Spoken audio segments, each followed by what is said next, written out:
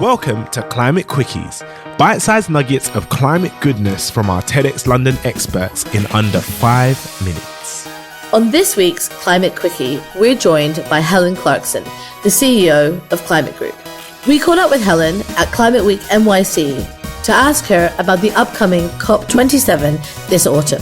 Helen talks to us about what we can expect, what we should look forward to, and what she would see as a good outcome for this meeting of the international community to address climate change.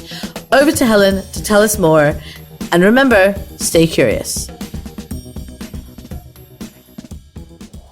So COP27 is coming up this fall. There was such a big fanfare in the UK last year with COP26.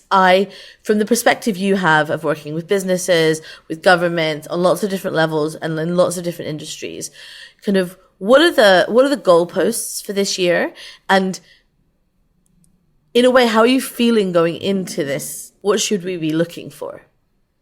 Yeah, so I think one thing that's worth thinking about is the structure and the rhythm of COP meetings. So, they're set up, they're the parties to the UNFCCC, your listeners probably know that, so the UN Convention on Climate Change, everyone signed it up, and then every year they come together as a big meeting. Now, those rotate around what they call the blocks, and those are the UN blocks, so the countries are grouped. And the European ones will always be the big ones, for a number of reasons. Firstly, because we can afford to host them at a kind of bigger scale, and because Europe, and I include the UK in that, has been traditionally the most ambitious on climate action. So that is why you've had this rhythm of first Copenhagen was going to be the one, then Paris, then Glasgow, because the rotation those are every 5 years. And what they did was, with the Paris Agreement, build in this 5-year ratcheting moment. So you're going to always find that the big COPs happen in Europe, they're every 5 years. And the COP after that is kind of what I call the hangover COP. You've had the big party and then it's a little bit downbeat often. And different things happen. And I think this year, now that will then always tend to be the Africa COP. And again, you get then into a different set of conversations. You might have a European COP, much more about adaptation, much more about loss and damages. So some of the things that should have happened this year at the COP, so some countries coming back with increased ambition. Australia have already done it, actually, because they had their election, came back. A couple of other countries might as well. But I think there's going to be much more conversation about finance. And that's been the big issue for the Global South, is they haven't received the money they've been promised. So that's going to be the big conversation.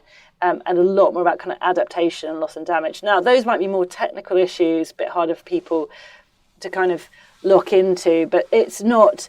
it feels a bit downbeat maybe at the moment, but it's not supposed to be this massive moment as Glasgow was. It's much more about the kind of technical issues, and I'm hopeful for some real movement on financing. That would be a really good outcome.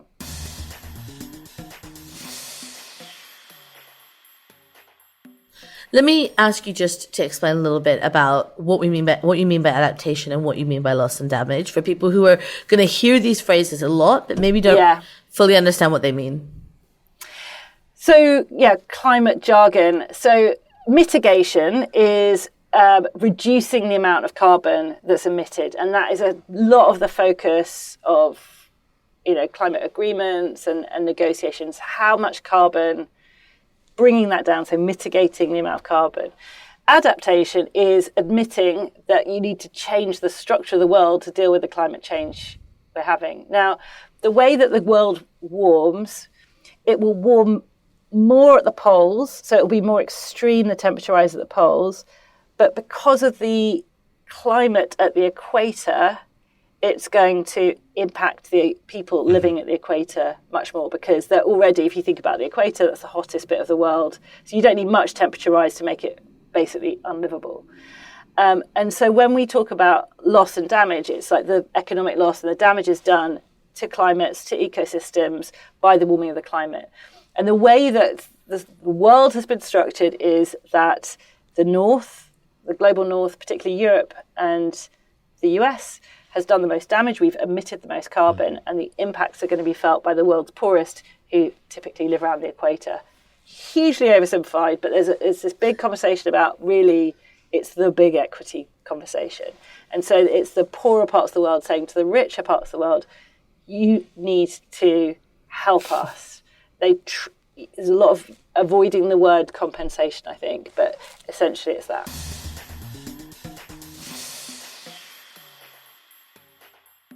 What would, for you in the position you're in, and be a good outcome for this year's COP? I think seeing some real movement on finance is I think that's what Egypt's going for, actually, and I think that's what we'd really, really like to see, because that's been such a huge, it's endlessly promised, and the delivery has been way, way behind. Thanks for listening to this Quickie. This episode was created by our superstar podcast team at TEDxLondon and supported by our headline partner, the global bank, Citi. Until next time, Stay curious.